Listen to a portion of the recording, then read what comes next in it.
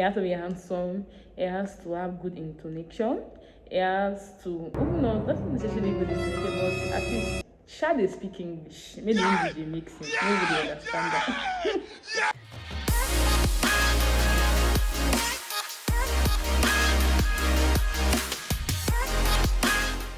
Guys, and welcome back to my YouTube channel. I am Mufi by name in case you are joining us for the very first time. And please subscribe. Subscribe and hit on the like button below. Thank you very much. And for my old subscribers, thank you so much for being there for me from day one. I love you all so much. God bless you. Okay, on today's edition, we'll be talking about I left my spec for the opposite. Yeah, so I'm going to be talking about who my spec is, who is the kind of guy that I would want to date, that I would want to spend the rest of my life with.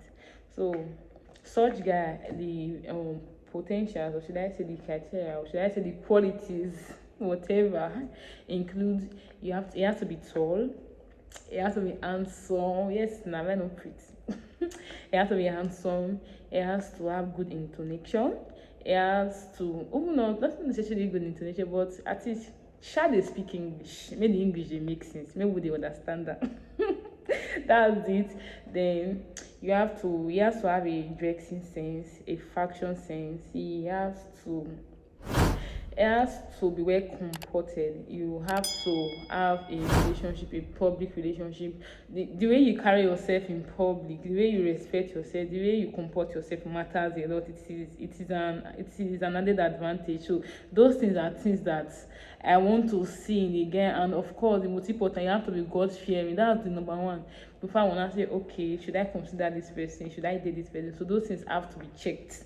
And it has at least to a reasonable extent. It has to be passed to a reasonable extent. In fact, I can say, okay, this person is doable, it is dateable, and it is somebody that I can date, that I can marry. So if you don't have those husband potential that I want, I cannot date you. I'm sorry, because I do not date for flirting. I date for marriage. So that you don't come out there wasting my time and all that. So that was actually my checklist for the kind of guy I want to marry. And of course, and you should have a job that you are doing a reasonable job. That was it. So funny enough, I met several guys like that when I was still single. Yeah. But one thing or the other, I kept disqualifying them. It's either they take alcohol, because I don't drink, so I don't know, I cannot date one that takes alcohol because I don't drink, and that. So that was one. And two, funny enough, one thing or the other, I kept disqualifying them. So until I finally met the last one before I met. Like, I'm not actually met my husband, because my husband has been there from day one. We have been friends, but it's just that we did not define what we are having. So I friend zoned him. So he has been there since 2018, and we got married 2021. We got engaged 2020. So he has been there from day one. So the last person I met before I met my husband, who is actually my spec, like everything was pass mark. But surprisingly, he's not the one for me. Okay, yes. So we started dating and we had several conversations. So I think there was a time we had several conversations, and there was a time that we were talking about who we are accountable to. Because I know you should know that if you are dating a guy or you are dating a lady, there should be somebody that is senior to you that you should be accountable to. If there is nobody like that, I'm sorry, that relationship can lead you astray. There should be somebody that is more experienced than you that should be aware that you are dating, that you should be accountable to. That sometimes when some troubles or trials appear, there's somebody that you can go and meet and say, this is what I'm going through, what do you think we should do? Or that you can call for advice, that you can call for counseling, that you can call for guidance. So that was it. So we're talking, and I asked him, who are you told that we are dating? Who is aware of our relationship? Who are you accountable to? So, and he said, it is not that he doesn't have spiritual parents or nobody that he can talk to. It is just that it is no longer that he left his previous relationship. So there's nobody currently that is aware that we are dating. I was not like, okay, that because of the way he left, that he doesn't want them to see like he's desperate or he's too into ladies, or they should not say you're supposed to still be thinking about that to end this one. So he gave some silly excuses, and because I was in love, so I wasn't thinking, so I was like, okay, no problem. Since he said at least the following year that he's going to inform them, I was like, okay, there's no problem. Although my sim, because then I was even with my elder sister, so she was aware that we were dating. So she was actually the one I was accountable to. So I haven't told the spiritual parents, which is not still too right, but at least somebody's I am accountable to someone. So that was it. So I just fashion. I was like, okay, no problem. Now we can keep going. So we continued dating, and we had several conversations. And there was this day we were talking, and it was like, I don't know how we entered that conversation. If God wanted to open my eyes to see something, it was already getting to my promised time. I don't know what led to that conversation. Then, honestly speaking, and it was not like this is what I'm doing. Safe. I've not even told God. Though. I've not even prayed about it. You have been prayed about it. I was like, you said what? You have not prayed about it. So what are we doing here? Because we are both believers and we have the grand knowledge of Christianity. We both know that whatever that we are doing, that as believers, you have to put God first so that He will direct your footsteps. So if you have not told God, what the hell are we doing now? What are we doing? So I'm like, how can you say you have not told God? Well, yes, I have not told God yet. So when the time comes, I'm going to just do everything once and for all. You are going to tell your spiritual parents. Okay. You're going to tell whatever you want to tell. And you are still going to tell God first. I was like, okay, no problem. I didn't just allow him notice that I felt somehow, so I have to go home and rethink with this my head that God gave me. So I just told him, okay, no problem. And I went home. So when I got home, and I was like, hey, he said they have not told God. You have not even told anybody. Nobody's aware that we are dating. You are not accountable to anyone. So what's going on?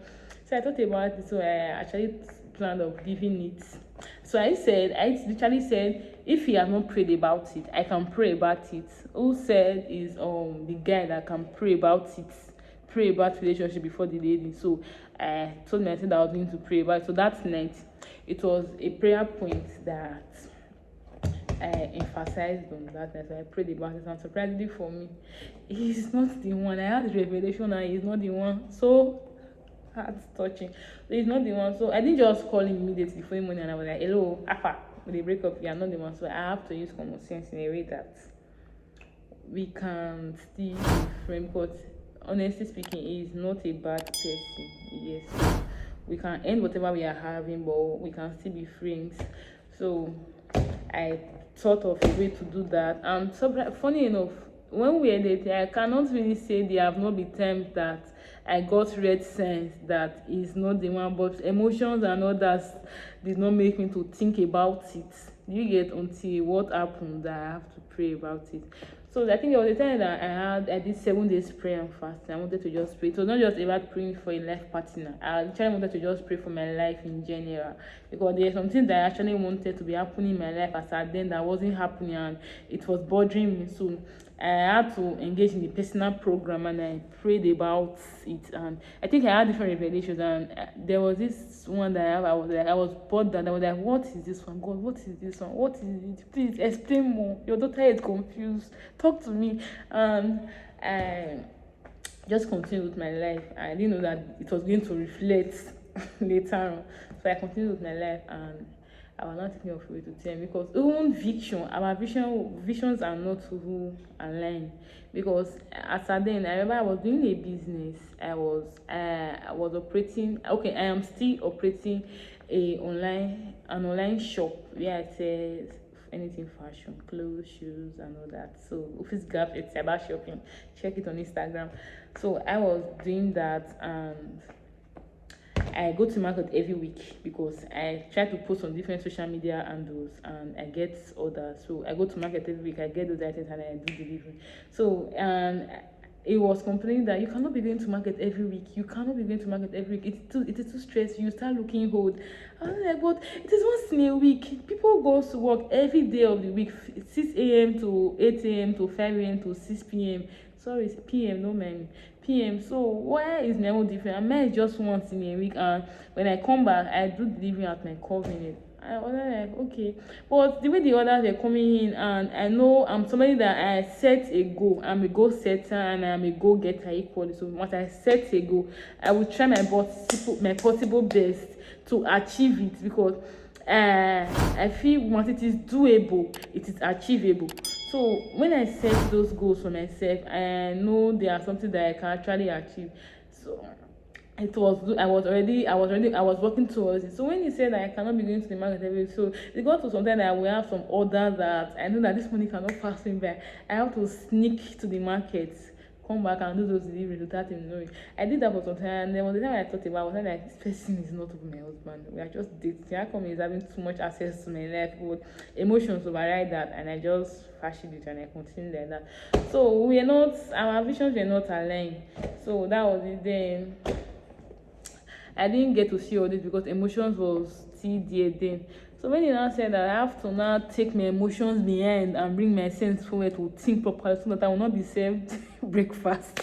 So that was when I thought about it. So I think there was a time after I've gotten all these things, thought about it, I've done several things. I was like, he's not the one. After that revelation, I called him and I was like, hello, please, you said you have not prayed about what we are having. He said yes. And you also said it is not time for you to tell your spiritual parents or anybody that we are dating. He said yes. And I said, don't you think it's also time for us to end whatever we are having? So whenever it is convenient for you to tell your parents, not even your parents, your spiritual parents, or and to also pray about it, that should be the dating that we should be dating. I was like, but it's not saying that we don't necessarily have to break up for that to happen. That he said that I should just give him time, that the time is going to come when he's going to do that. I was like, what are you saying?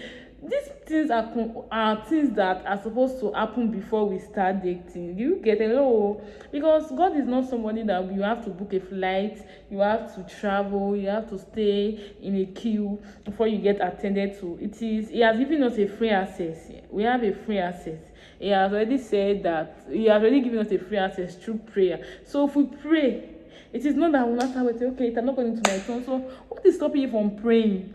If you tell me you cannot tell your spiritual parents, you cannot tell this, you cannot tell that now because of what had happened before, of which is not still really ideal, I can say, okay, let me think about it. Okay, no problem, suit yourself. But saying you have not prayed about it, girl, I have to think. I cannot be that dog. Mama did not give me to a dog, girl. So I told him that. He was like, okay, no problem. Now if you say we should break up, no problem. And I said, okay, yeah, let's just end it. So whenever you have time to pray about it, whenever you have the time to talk to your parents, your spiritual parents precisely, or whoever you want to be accountable to, you can come and meet me. If I'm still free, then okay, no problem. But if I'm taking, I'm sorry, you have to move on. So that was it. So when that was how we ended it, but we were still friends, we were still talking, and then my husband came into play. So that was when it now became serious. We are not talking, and when we started discussing the things they're not lying. Like things were not okay. We are not things were lying, and I was like, okay. And he asked me out, started dating, and I think November 2020 we got engaged, and the following year we got married. So and that is it. So that was how I left my spec for the opposite. And when I say my spec for the opposite, it doesn't necessarily mean, it is not that this one is tall, is God fearing, is this, is that, is this, and this person doesn't have those. You get, so everybody have their checklist of who they want to spend the rest of their life with. So you tick. It doesn't mean everything must be ticked good. So if you see the one that have been ticked and you feel you can go do it, that it is doable for you, I think you can go ahead. You get, so then I thought that okay, some of the majority of these things you still have them, although it's not tall, it's not fair, but it still have what things that I know that I like, I need in a guy. I was like, okay, no problem. And we started dating, and today he is my husband. So that was how I left my spec for my husband. Thank you very much. I hope you enjoyed this, and please let me know what you think in the comment section below. Thank you so much. I love you all.